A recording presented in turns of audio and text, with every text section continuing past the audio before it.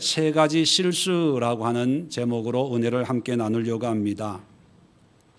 욥하면 가장 먼저 떠오르는 이미지가 고난 당하는 자, 하나님을 잘 믿지만 고난이 찾아와서 그 고난 속에서 여러 가지 그런 모습을 보여주는 인물이 바로 욥이지요. 욥을 보면서 고난을 통과해서 갑절의 복을 누린 사람, 그렇게 생각할 때 욥은 우리와는 다르다라고 생각할 수가 있습니다. 욥은 특별한 사람, 특별한 믿음과 또 특별한 신앙을 통해서 고난을 극복하고 갑절의 축복을 누렸다. 나와는 다른 사람이다라고 생각할 수 있는데 과연 그럴까? 오늘 이 본문을 중심으로 해서 살펴보면서 한번 욥을 다시 한번 생각해 보려고 합니다. 특별히 사순절 기간, 그 사순절을 통해서 예수님이 십자가를 향해서 한 걸음 한 걸음 걸어가는 그 모습을 묵상하고 있는데요.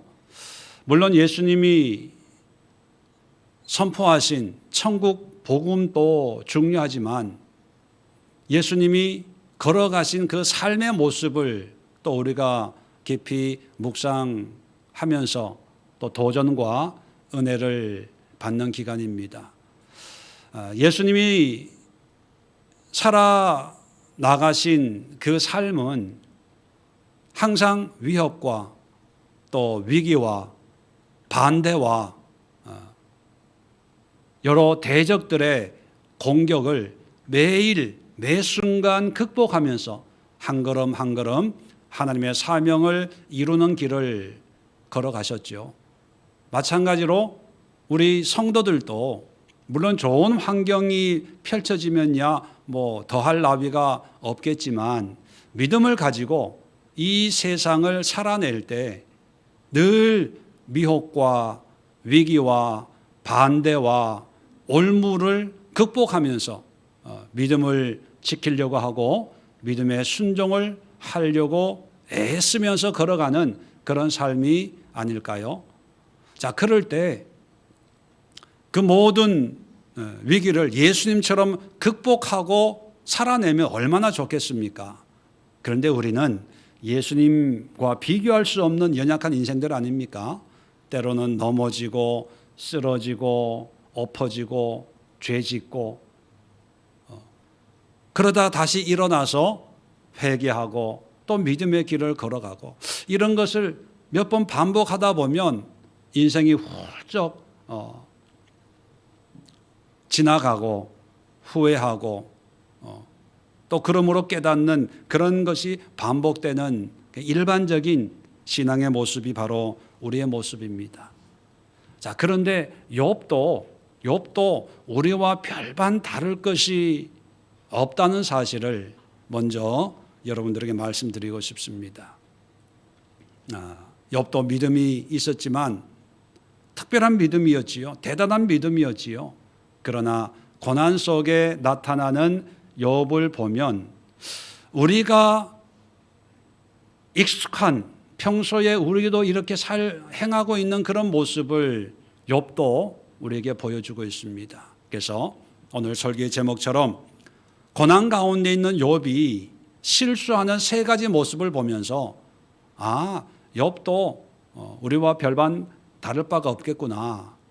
그걸 함께 또 확인해 보고요. 그렇다면 이런 실수를 통해서 어떻게 하면은 하나님의 뜻 가운데 회복할 수 있을까? 바른 믿음으로 돌아올 수 있을까?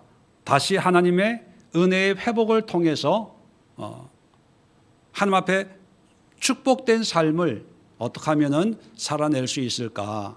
그걸 함께 살펴보는 시간을 가지려고 합니다. 자, 먼저 오늘 10절에 보면 우리가 잘 알고 어떤 분들은 암송하는 그런 말씀이 있습니다. 그러나 내가 가는 길을 그가 아시나니 그가 나를 단련하신 후에는 내가 순금같이 되어 나오리라. 자, 어떤 복음송에도 보면 이런 가사의 찬송이 있어요. 그리고 이 말씀의 의미를 깨닫고 묵상하고 또 마음에 새겨서 어떤 고난 앞에서 믿음을 지켜서 오히려 믿음이 더 단단하게 되는 그런 말씀이 되기도 합니다. 그런데 본문의 원래의 의미, 성경적인 의미는 우리가 평소에 쉽게 생각했던 그런 의미와는 전혀 다르다는 사실을 우리는 분명히 알아야 됩니다. 그렇게 이걸로 찬양 가사를 쓸 정도로 그렇게 의미 있고 은혜로운 그런 의미가 아닌데, 사람들은 단순히 문자적인 한 절만 뽑아가지고 그 문구가 좋으니까 내 마음에 드니까 그것이 그냥 하나님의 뜻이거니 하고 그냥 단편적으로 알다 보니까 엉뚱한 의미로 우리 스스로가 그렇게 해석해버리는 대표적인 성경 구절 가운데 하나가 이 10절입니다. 그래서 우리는 고난 가운데 훈련받고 연단받아서 더욱 정금처럼 순도 높은 믿음의 모습으로 변화된다는 어떤 그런 의미로 받아들이는데, 성경은 문맥 안에서 해석을 해야 되거든요. 한 절 딱 뽑아서만 보면 안 되고, 자, 지금 23절의 내용이 어떤 내용인가?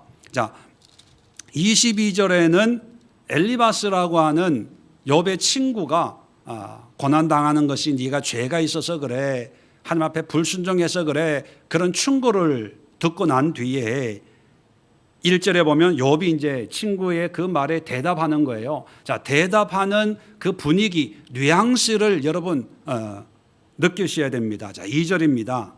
자, 욥이 어떻게 대답하냐 하면, 오늘도 내게 반항하는 마음과 근심이 있나니. 자, 반항하는 마음과 근심이 있어요. 근데 이거 처음 있는 게 아니라 오늘도니까 고난 가운데 반항하고 염려하고 그런 마음이 욥에게 있었다는 거예요. 자, 받는 재앙이 탄식보다 무거움이라. 이 고난이 너무 힘들다는 거죠. 자, 힘든 가운데 3절에 내가 어찌하면 하나님을 발견하고 그의 처소에 나아가랴. 자, 고난 가운데서 어떻게 하면 하나님을 발견하고 하나님을 만날 수 있을까? 그리고 하나님의 처소, 하나님이 계신 곳에 찾아갈 수 있을까? 4절 어찌하면 그 앞에서 내가 호소하며 변론할 말을 내 입에 채우고 내게 대답하시는 말씀을 내가 알며 내게 이르시는 것을 내가 깨달으랴.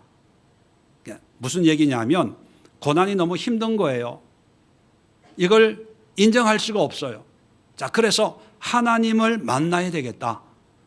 하나님의 계시는 그 초소에 내가 찾아가서 그 앞에서 호소하고 변론해야 되겠다. 그 변론해야 될, 변론이라는 말은 다른 말로 쉬운 표현을 하면 따져야 되겠다는 거예요. 따져야 될 거리가 내 안에 가득 차다는 거예요. 가득 차서 내가 따지면 5절의 말씀이 뭐냐면 하나님이 대답하는 그 대답을 내가 알고 또 내게 이르시는 것을 내가 알아야 되겠다. 뭐냐면 내가 따지고 거기에 뭐라고 대답하는지 내가 들어야 되겠다. 알아봐야 되겠다. 그거예요. 자, 6절입니다. 그가 큰 권능을 가지고 나와 더불어 다투시겠느냐? 아니로다. 도리어 내 말을 들으시리라. 자, 이렇게 따지러 찾아갔어요. 그래서 여러 가지 것들을 가지고 왜 이렇게 고난을 주십니까? 내가 뭘 잘못했습니까? 뭐 따지면 하나님이 그걸 듣고 나와 변론하겠냐? 아니라는 거예요. 내 말을 들을 것이라는 거예요. 이게 무슨 뜻이냐 하면 지금 욥은 억울한 거예요.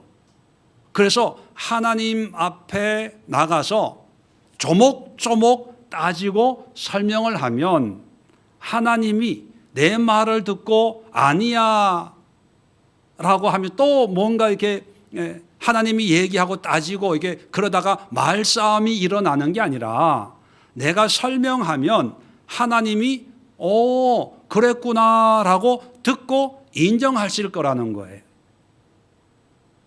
자, 그런데 자, 인정을 하셔서 7절에 보면 거기서는 정직한 자가 정직한 자라고 하는 것은 욥 자신을 얘기하는 거예요.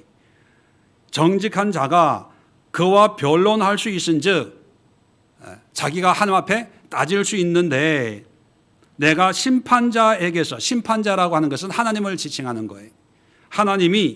하나님에게서 영원히 벗어나리라. 다시 말하면 내가 조목조목 따지면 하나님이 내 말을 듣고 그렇구나라고 해서 하나님이 주시는 이 고난에서 벗어날 수 있다는 거예요. 다시 말하면 이 고난이 해결될 수 있다. 그런 뜻입니다. 자, 그런데 문제는 뭐냐면 8절이에요. 그런데 내가 앞으로 가도 그가 아니 계시고 뒤로 가도 보이지 아니하며 그가 왼쪽에서 일하시나 내가 만날 수 없고 그가 오른쪽으로 돌이키시나 배울 수 없구나. 뭐예요? 그런데 하나님을 만날 수가 없다는 거예요. 그래서 답답하다는 거예요. 사람들은, 친구들은 뭐 죄가 있어서 불순종 때문에 또 인과응보 심은 대로 거둔다고 자꾸 나한테 뭐가 문제가 있다고 따지는데 화가 난다는 거예요. 짜증 난다는 거죠. 왜냐하면 나는 그렇게 잘못한 게 없는데, 그래서 이 고난이 하나님이 주신 거라면 하나님을 만나서 자초지정을 얘기해야 되겠다는 거죠. 선은 이렇고 후는 이러니까 하나님 실수한 거예요. 이렇게 따지면 하나님이 나랑 변론할 게 아니라 내 말을 듣고 하나님의 이 고난으로부터 벗어날 수 있다는 거예요. 그런데 문제는 하나님이 나를 안 만나준다는 거예요. 아무리 찾아도 하나님이 어디 계시는지 숨어 계셔서 만날 수가 없다. 그래서 안타깝고 답답하다는 거예요. 자, 이런 분위기, 이런 뉘앙스에서 10절이 얘기되는 거예요. 자, 그러나 내가 가는 길을 그가 아시나니. 자, 하나님이 욥이 가는 모든 길을 하나님이 다 아신다는 거죠. 욥의 일거수일투족을 다 아시는 분이 하나님인데, 자, 그가 나를 단련하신 후에는, 자, 하나님이 나를 단련한 후에는 내가 순금같이 되어 나오리라. 아니, 의미적으로 앞부분은 다 부정적이었거든요. 억울하고 답답하고 안타깝고 그래서 하나님 앞에 따져야지 그랬다가 10절에 뜬금없이 내가 순금같이 되어 나오리라. 우리가 알고 있는 그런 의미로 이해하면 이 흐름이 부자연스러워지는 거예요. 그 이유가 뭐냐면 단련이라는 단어로 번역을 해버렸기 때문에, 단련하면 우리가 무슨 의미를 가지냐면 연단하는 거예요. 그죠? 불에 넣어가지고 연단하면 순금같이 된다는 얘기는 불순물이 빠지고 99.9%의 정금이 된다는 그런 이미지와 연결이 되다 보니까 이 고난을 통해서 내가 더욱 믿음이 더 성장하고 진짜 엑기스, 순도 높은 어떤 믿음의 사람이 될 거라는 그런 의미로 우리는 받아들여요. 그런데 연단이라고 하는 원어는 히브리 말로 바한이라는 단어, 바한. 이 바한이라는 단어는요, 문자적인 의미는 테스트한다, 시험한다, 증명한다, 그런 뜻이 있어요. 어떤 상황을 드러내서 테스트하고 시험해서 이게 이런 거구나 알게 되는 것, 그게 바한이에요. 자, 이 바한을 뜬금없이 단련으로 번역을 하니까 문맥의 흐름이 받지가 않아요. 근데 시험, 테스트하는 걸로 해석을 하면, 자, 그가 나를 시험하고 테스트해 보면 내가 순금같이 되어 나오리라. 이건 뭐냐면 내가 순금인 줄 알게 될 텐데, 그런 뜻이에요. 그런데 하나님이 나에 대해서 알려고 하지 않고 그냥 잘 모르는 상태에서 마치 내가 죄인인 것처럼 여기고 이런 고난을 나에게 주었다라고 하는 의미로 억울하고 안타깝고 답답하고 하소연하는 그런 의미라는 거죠. 자, 이렇게 얘기하면 아유, 목사님, 내가 이 말씀에 얼마나 은혜 받고 우리 집 액자에도 있고 몇 년 전에 말씀 카드를 뽑았는데 이 말씀으로 1년 동안 얼마나 고난을 극복하면서 은혜 받은 말씀인데요. 그렇게 생각하는 분들이 있어서, 자, 개역 개정 성경, 우리 성경은 제가 말씀드린 대로 이렇게 번역을 했는데, 자, 새 번역이라고 하는 성경이 있어요. 새 번역, 새롭게 쉽게 이해하기 쉽게 번역한 그 번역은 이 본문을 어떻게 번역했냐 하면, 하나님은 내가 발 한 번 옮기는 것을 다 알고 계실 터이니 나를 시험해 보면 내게 흠이 없다는 것을 아실 수 있으련만. 예, 제가 말씀드린 문자적인 의미로 잘 번역을 했어요. 하나님이 나를 시험하시면 내가 흠이 없다는 것, 내가 정말 진국이라는 것, 내가 순수하다는 것, 내가 정금같이 불순물이 없는 사람이라는 것을 알 수 있을 텐데, 그래서 하나님을 만나서 따지려고 하는데 하나님이 안 만나준다. 그래서 짜증나. 난 억울해. 그 의미예요. 자, 그러면 또 어떤 분은 아니 목사님, 그거 하나 가지고 뭐 그렇게 단정하기는 좀 그렇지 않아요 하는 분이 계셔서 또 한 성경 번역을 소개해 드릴게요. 공동 번역이라고 오늘날 현대어로 번역한 그 번역에는 이렇게 되어 있습니다. 그는 나의 걸음을 낱낱이 아시나니 털고 또 털어도 나는 순금처럼 깨끗하리라. 성경 번역이에요. 제가 그냥 개인적으로 번역한 게 아니라 털고 털어도 나는 흠이 없는 순금 같은 사람이야, 그거예요. 그런데 나는 억울해. 우리는 3-4번을 좋아하잖아요.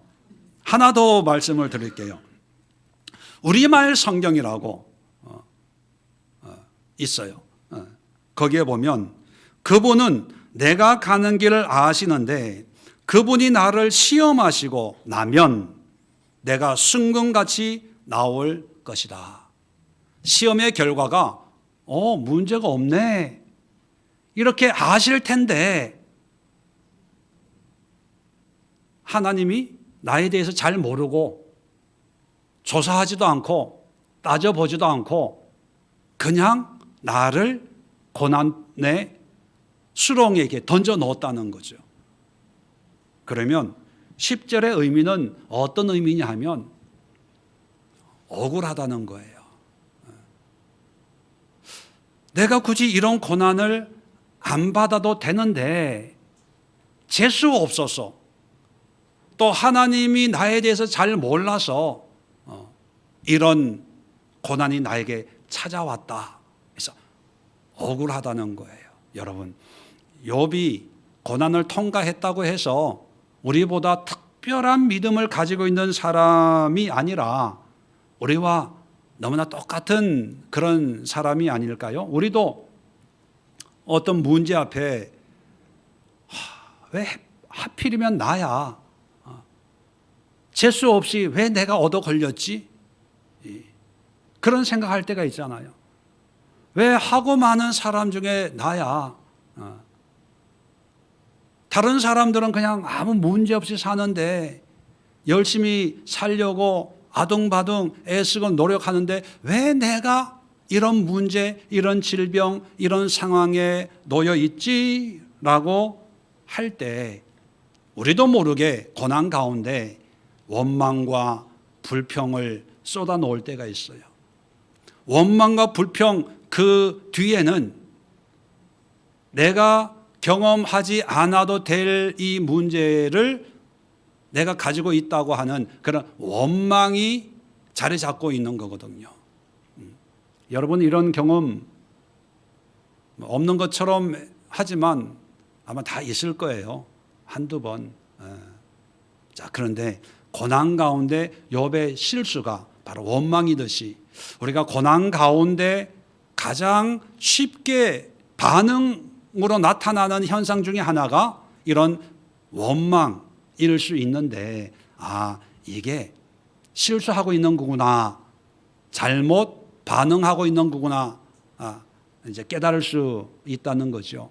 자, 두 번째 실수가 뭐냐 하면 11절 12절입니다. 자, 이렇게 억울함을 얘기하고 11절 내 발이 그의 걸음을 바로 따랐으며 내가 그의 길을 지켜 치우치지 아니하였고 내가 그의 입술의 명령을 어기지 아니하고 정한 음식보다 그의 입의 말씀을 귀히 여겼다.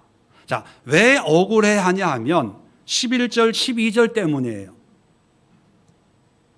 바르게 신앙생활 했는데, 열심히 했는데, 최선을 다했는데, 그런데 왜 이런 문제가 나에게 생겼을까?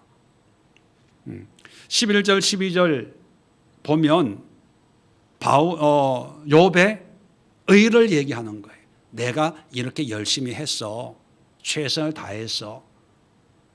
참 훌륭한 신앙의 모습이에요. 그런데 이런 모습이 자칫 잘못하면 오히려 올무가 되어서 문제를 더 심각하게 만드는 도구가 될 수가 있습니다. 자, 우리가 하나님 안에서 의롭다 또는 하나님이 인정하는 모습을 우리가 내 자신이 느낀다면 참 감사한 거죠. 그리고 욥도 분명히 1장에 보면 1장 1절에 어떻게 시작하고 있습니까? 그 사람은 온전하고 정직하여 하나님을 경외하며 악에서 떠난 자더라. 참 굉장한 믿음의 사람입니다. 하나님이 이렇게 인정한다면 대단한 거예요. 자, 그런데 중요한 것은요, 하나님이 인정하시고 또 사람들이 인정한다고 해서 내가 그런 인정을 근거로 해서 나는 열심히 하고 있어, 문제가 없어 라고 내 스스로가 여기면 안 된다는 거예요. 사람들이 인정하는 건 참 좋은 거예요. 더구나 하나님이 인정하면 더할 나위가 없죠. 감사한 겁니다. 그런데 그런 인정이 어느 순간인가 내가 인정하는, 내가 모든 사물을 바라볼 때 그것이 하나의 기준이 된다면 그건 위험해지는 거예요. 왜냐하면 이것이 바로 죄이기 때문에. 하나님의 인정 자체가 죄라는 게 아니라 내가 그 인정을 나의 의로 여기는 것, 그것이 죄라는 거죠. 창세기 3장 5절에 보면 마귀가 하와를 미혹할 때 그 죄를 범하게 하는데 거기에 죄의 속성이 담겨져 있습니다. 창세기 3장 5절에 너희가 그것을 먹는 날에는 너희 눈이 밝아져 하나님과 같이 되어 선악을 알 줄 하나님이 아심이니라. 자, 선악과를 따먹게 되면 눈이 밝아져서 하나님과 같이 되는데, 하나님과 같이 되는 그 모습을 뭐로 얘기하냐면 선악을 알 줄 하나님이 아심이라. 다시 말하면 선악을 알게 된다는 거예요. 선악을 알게 된다는 개념이 어떤 개념이냐면 내가 바라보는 관점으로 선악을 구별한다는 거예요. 그 전에는 하나님이 기준이었어요. 하나님이 먹어라 하면 먹었고 먹지 말라 하면 안 먹었어요. 선악의 기준이 하나님이셨거든요. 그런데 범죄함으로 해서 기준이 내가 되는 거예요. 내가 이건 선이야 하면 선이라고 생각하고 내가 악이야 하면 악이 되는 그런 효과가 나타나는 거예요. 자, 그래서 마귀의 꼬임에 마음이 빼앗겨서 오염되다 보니까 선악을 알게 하는 나무를 보는 순간 그 열매가 보암직하고 먹음직하고 지혜롭게 할 만큼 탐스럽게 보이는 거예요.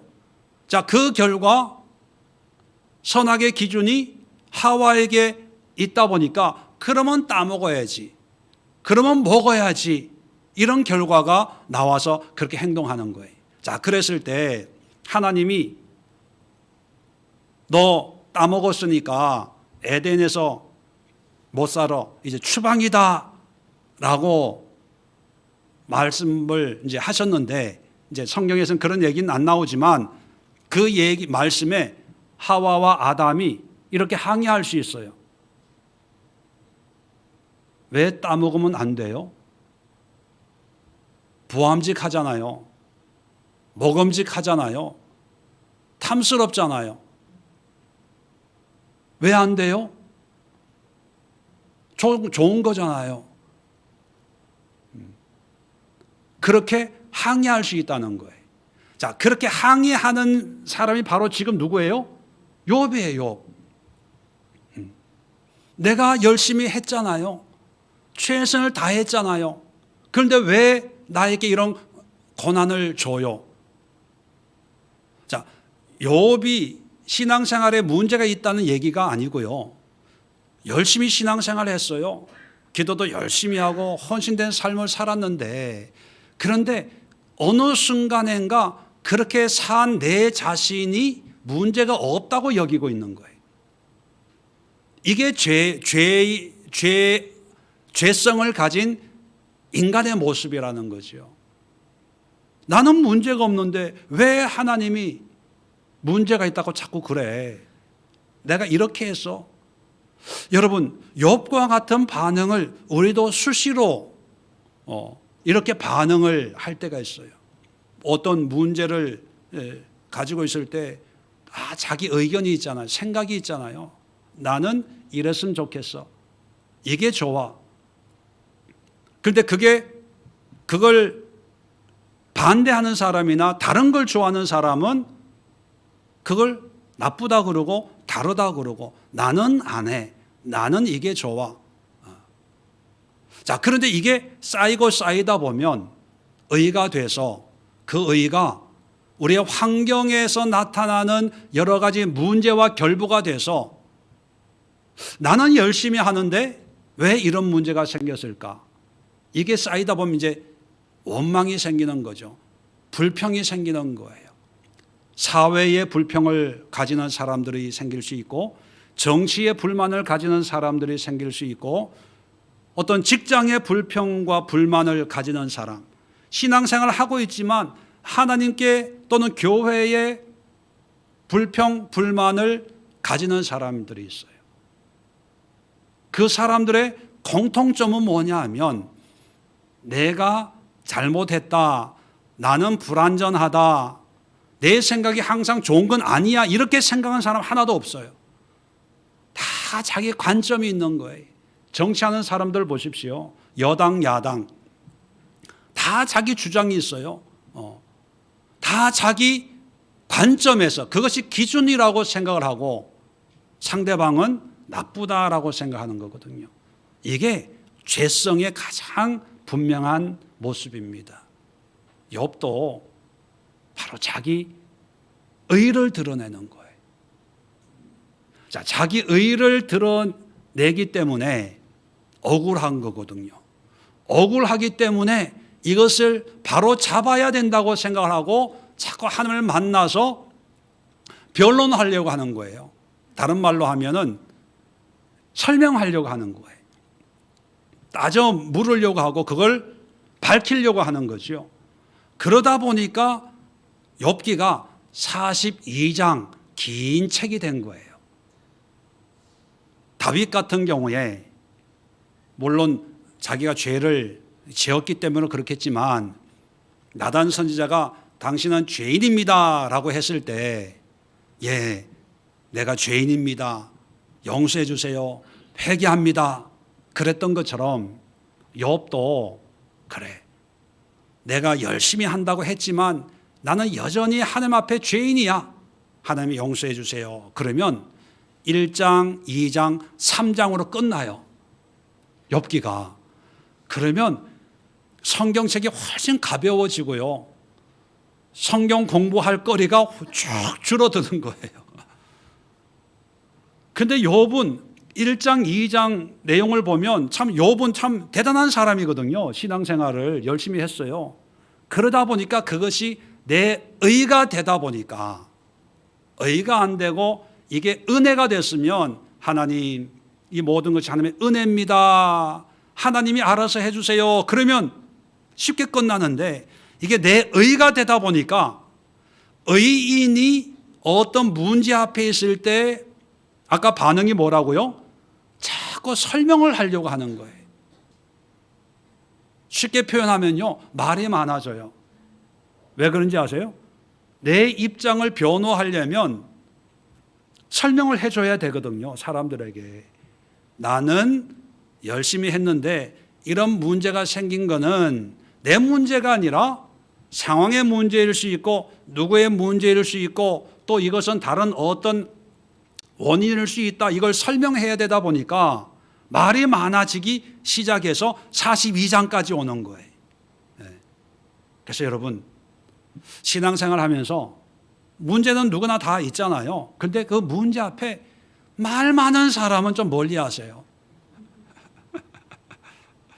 그저 내가 부족해서요, 내가 어리석어서 하나님의 뜻을 분별하지 못해서 내 뜻대로 하다 보니까 이렇게 됐네요, 죄송합니다, 미안합니다, 회개하고 다시 시작해야죠, 뭐 이렇게 간단한 사람은 내 의가 없고 오직 하나님의 은혜만을 구하는 그런 믿음의 사람인 반면에, 설명이 많아지고 말이 많아지는 사람은 자꾸 자기를 보호하려고 하거든요.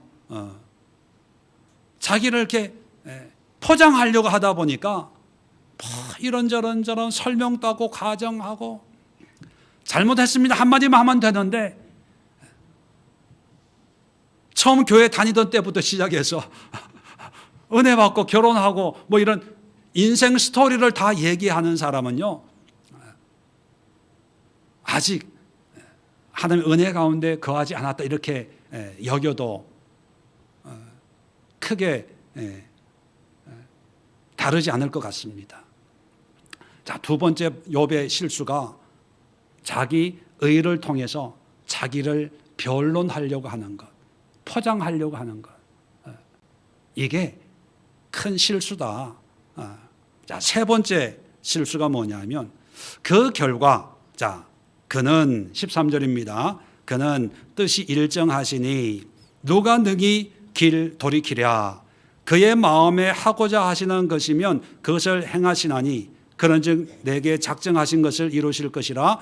이런 일이 그에게 많이 있느니라. 이제 화제가 자기 자신에서 누구한테로 가냐면 하나님께 가는 거예요. 자, 그래서 하나님에 대해서 하나님은 이런 분이야 라고 하는데, 그게 바른 하나님의 모습이 아니라 자기 관점에서 바라보는 하나님을 얘기하는 거예요. 하나님에 대해서 오해를 하는데, 자, 어떻게 오해하냐? 13절 다시 보면 하나님은 뜻이 일정하시니, 자, 번역은 참 멋있게 번역을 해요. 근데 뉘앙스는 뭐냐면 하나님은 고집이 세신 분이야. 한번 작정하면 누구 말도 안 들어, 그거예요. 아니, 조금만 내 얘기 들어보면 내가 잘못 생각했네, 야, 고난이 아니야, 넌 축복받아야 돼, 이렇게 반응을 하셔야 되는데 그게 정상인데, 이 하나님은 고집불통이야. 한번 하겠다라고 하면 앞뒤 재지도 않고 그냥을 하시고 자기 실수는 인정도 안 해. 돌이키지 않아. 그런 뜻이에요. 그의 마음에 하고자 하시는 것이면 그것을 행한대요. 뭔 좀 알고 행하면 괜찮은데 마음에 이렇게 해야지 하면 누구 말도 안 듣고 그렇게 행하신다는 거예요. 그러니까 참 이런 하나님 참 다루기가 쉽지가 않아. 짜증나. 그런 의미죠. 자, 14절 또 볼까요?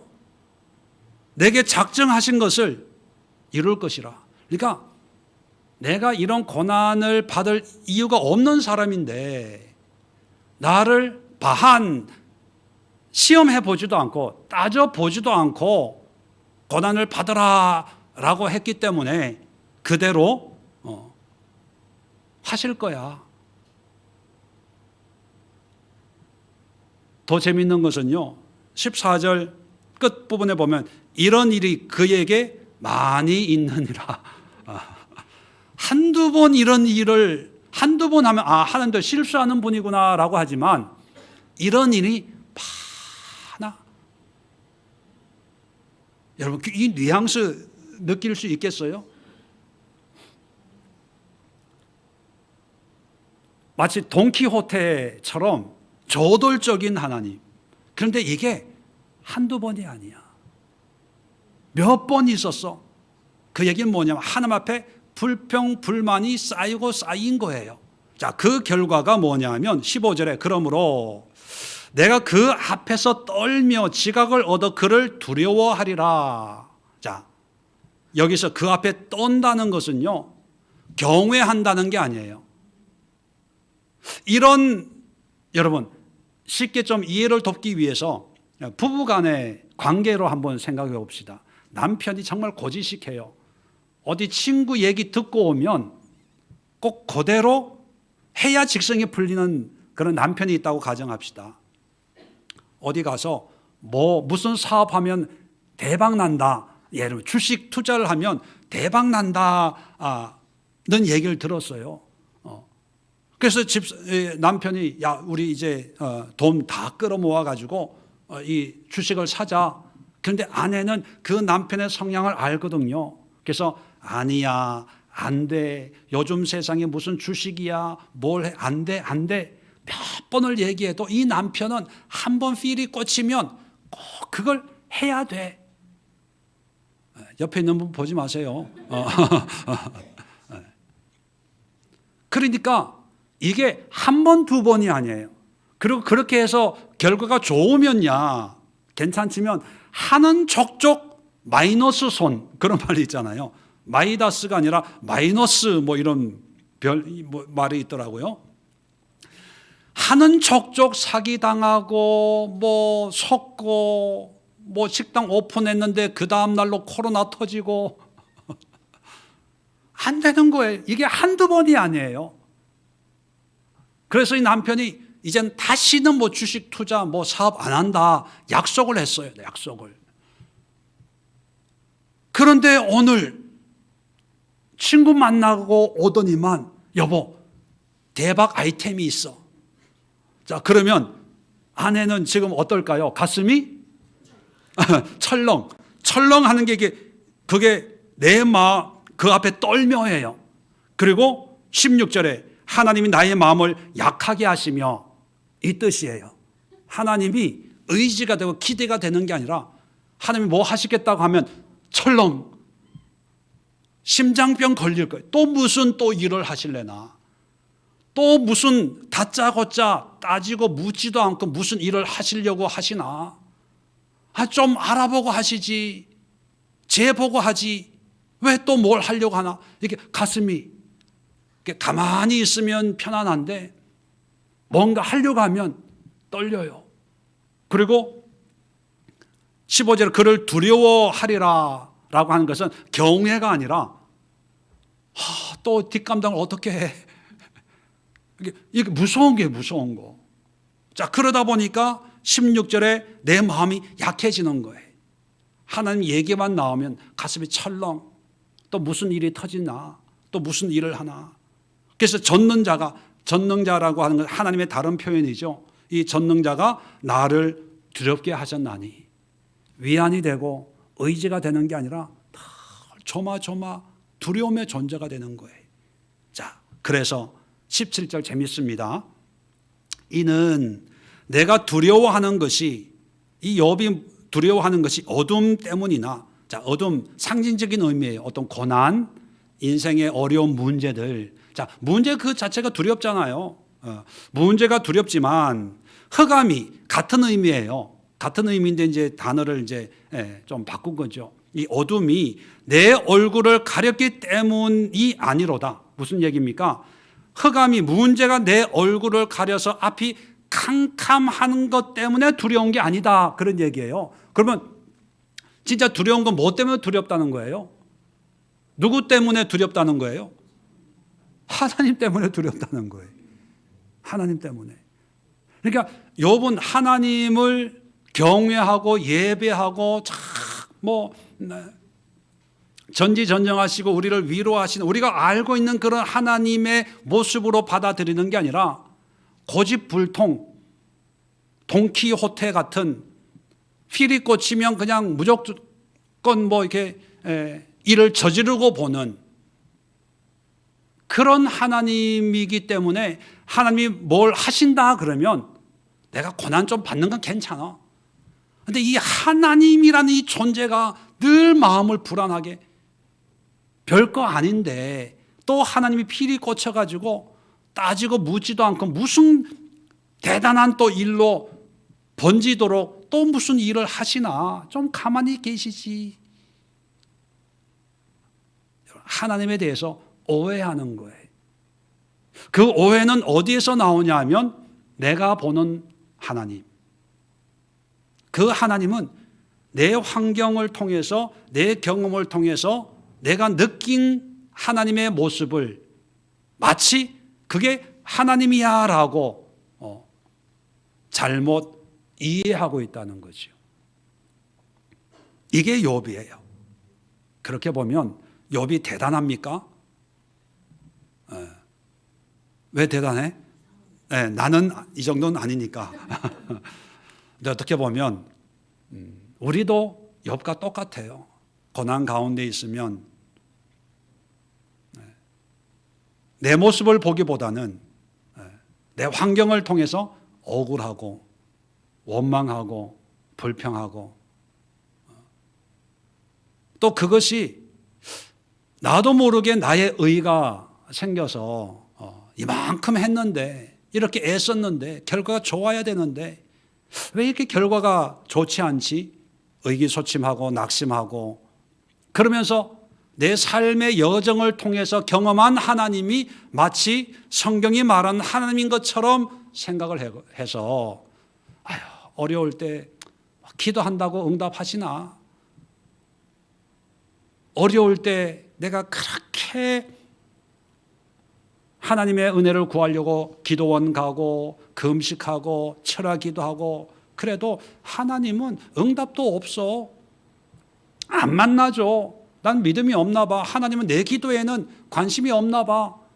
그러면서 이제 그 다음부터는 누가 기도하자 그러면 기도해도 소용없어. 내가 열심히 해야지 뭐. 결국은 내가 해야 돼.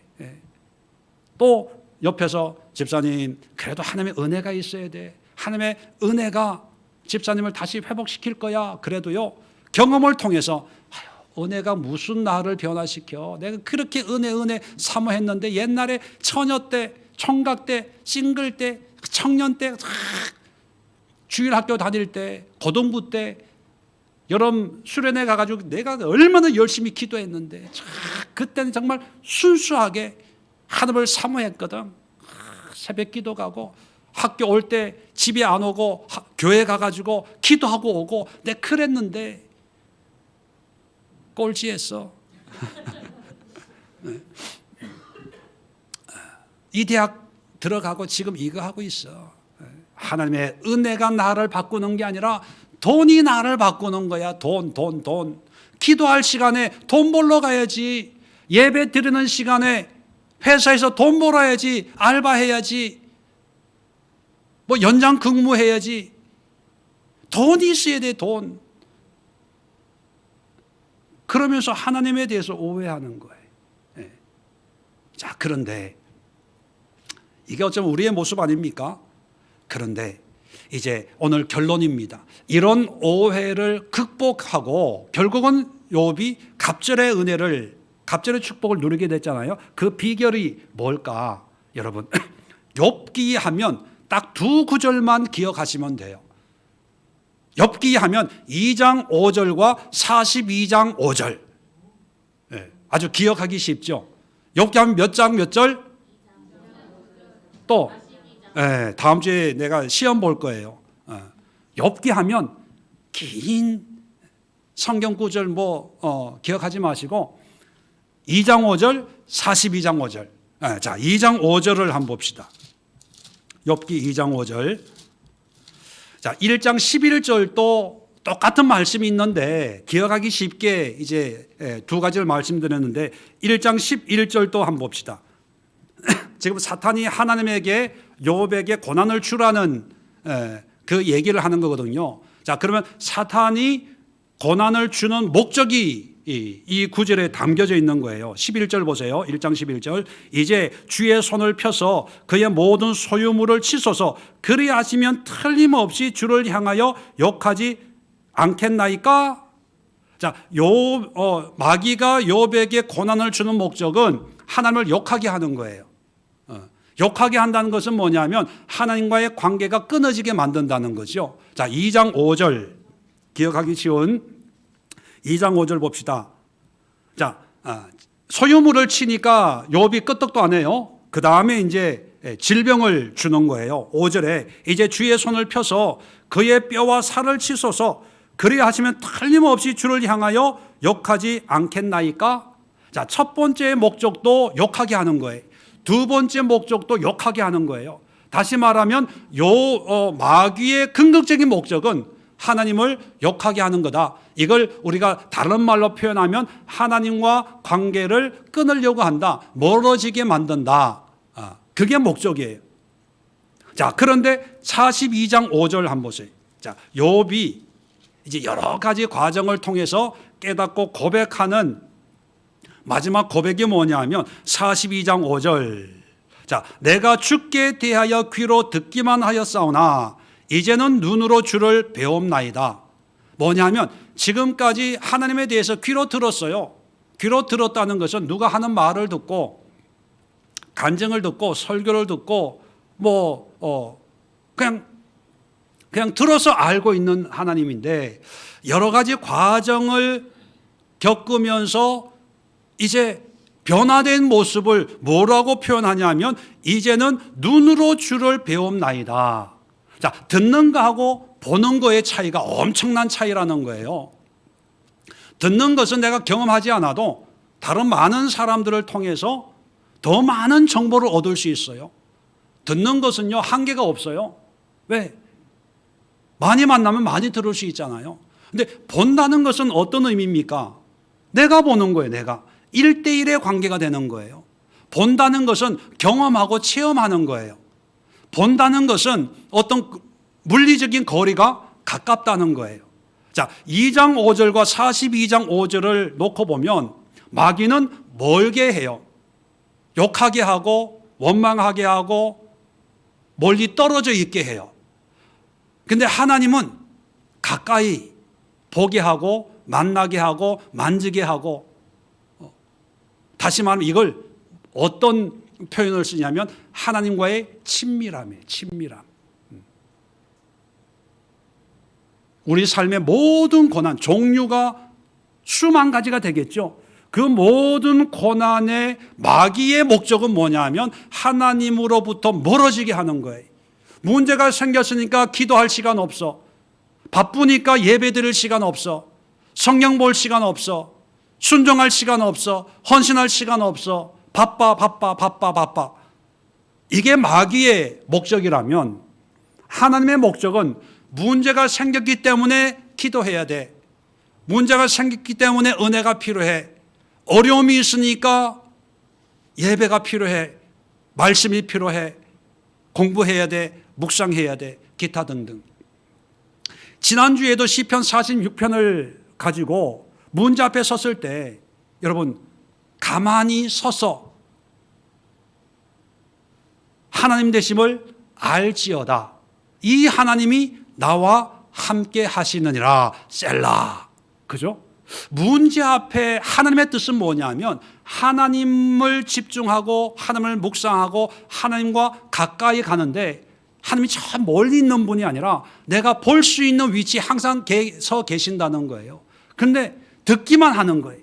보지 않고 하나님이 우리와 함께하고 있는데 이 하나님을 만나서 보고 같이 손잡고 걷고 교제하고 친밀한 관계를 누리려고 하지 않고 가까이 있는데 하나님에 대해서 들으려고만 해요. 예를 들면 여러분들이 나를 보고 느끼고 할 수 있잖아요. 이 공간에 있잖아요. 그죠? 그런데 김금률 집사님이 제일 만만하니까 제일 앞에 있으니까 그냥 얘기하는 거예요. 김금률 집사님이 내가 여기 있는데 박욱희 권사님에게 여보, 목사님 지금 뭐라 그러는 거야? 물어봐요. 이런 관계는 어떤 관계일까요? 에?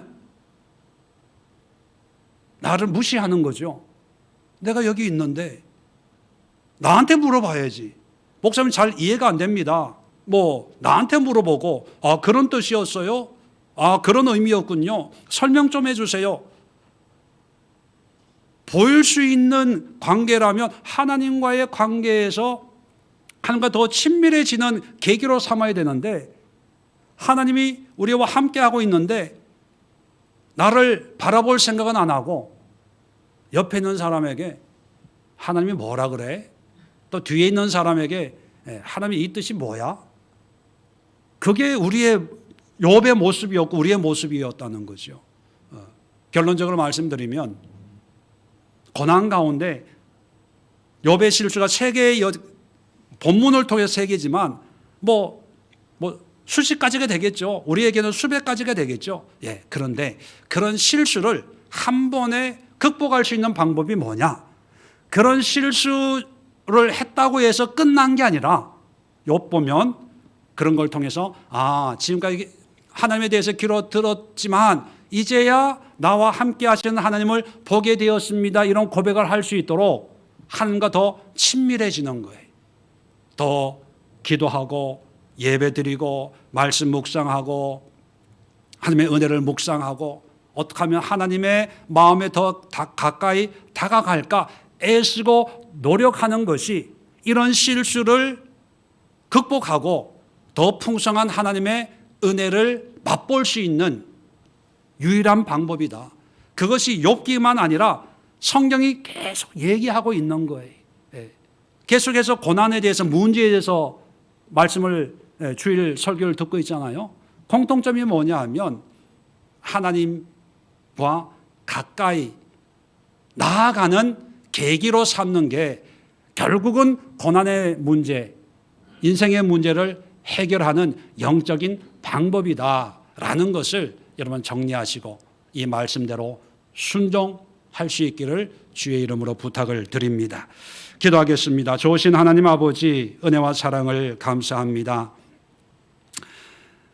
살면서 크고 작은 문제를 만날 때 오늘 욥기가 말씀하고 있는 것처럼 마귀는 이 문제를 통해서 하나님과 멀어지게 하는 반면에 하나님은 이 문제를 통해서 하나님과 더 친밀해지는 계기로 삼는 것이 하나님의 뜻인 것을 깨닫고 우리가 지금까지 살아왔던 삶의 모든 모습을 다 버리고 또 우리의 고난으로 말미암아 우리 안에 만들어진 원망이나 불평이나 또 하나님에 대한 오해를 다 내려놓고 지금 이 순간부터 하나님을 알고 하나님을 묵상하고 하나님을 예배하고 하나님과 친밀한 관계를 맺으면서 늘 하나님만을 바라보는 삶을 사는 우리 예수의 모든 성도들만 되게 하여 주시옵소서.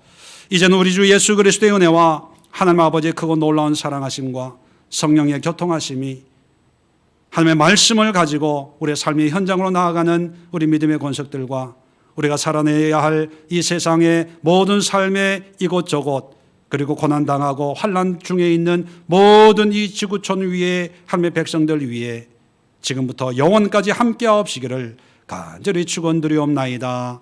아멘.